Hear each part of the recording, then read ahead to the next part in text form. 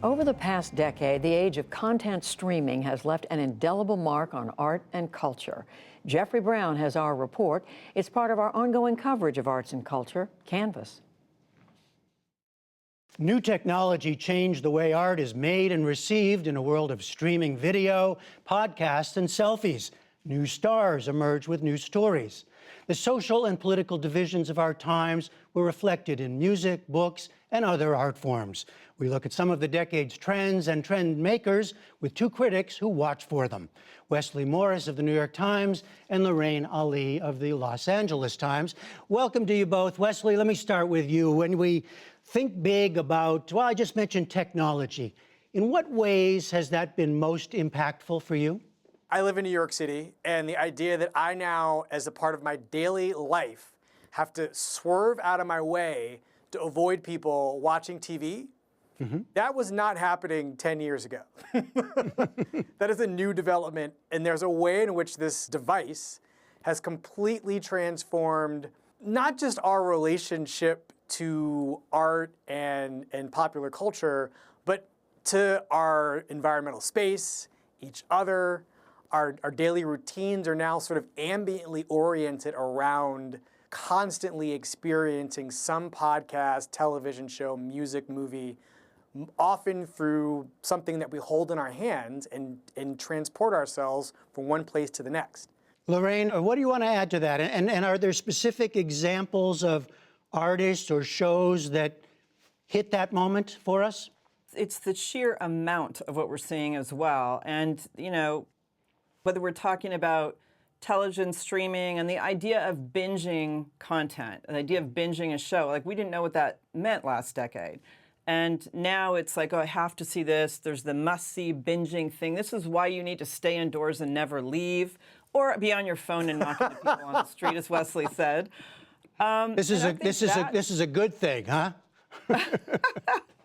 You can look at it either way, and yeah. That is the double, edged sword of technology, right? We've seen these great advances in entertainment, but it's also kind of either it's connected us, but it's also kind of pulled us apart in different ways. Wesley, give a couple of examples of what shows or stars, for that matter, what artists have shone most brightly amid that. The biggest star of this era is probably not a person.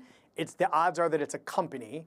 And one of the biggest stars from the last 10 years has been a company, Netflix, which used to just be a mail delivery video service and is now the biggest entertainment company in the world, if not by number, although I think that might be true, then definitely by ethos. Sitting there and watching most of the first season of Orange is the New Black, and House of Cards too. I mean, those were the two shows that, to me, in very different ways, define this era.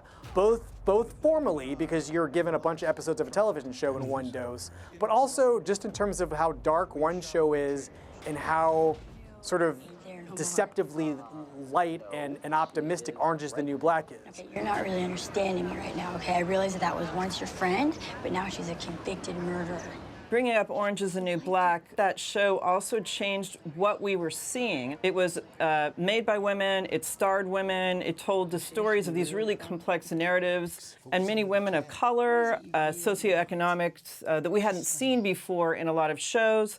So I think it sort of ushered in this era, not only of like a show dropping all at once, but also seeing these characters we hadn't really seen before being the central focus of a story. And I think about the changing voices, the words, the images, and not just television. Wesley, think about Hamilton, and what other game changers have struck you when you look back at the last 10 years? There's all kinds of television, music, movies that have actually changed the way that people get to see other people.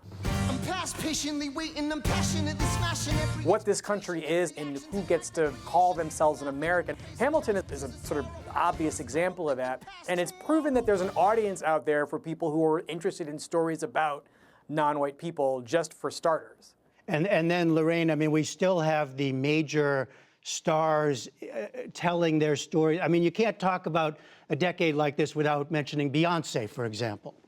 Oh, no, this was Beyonce's decade.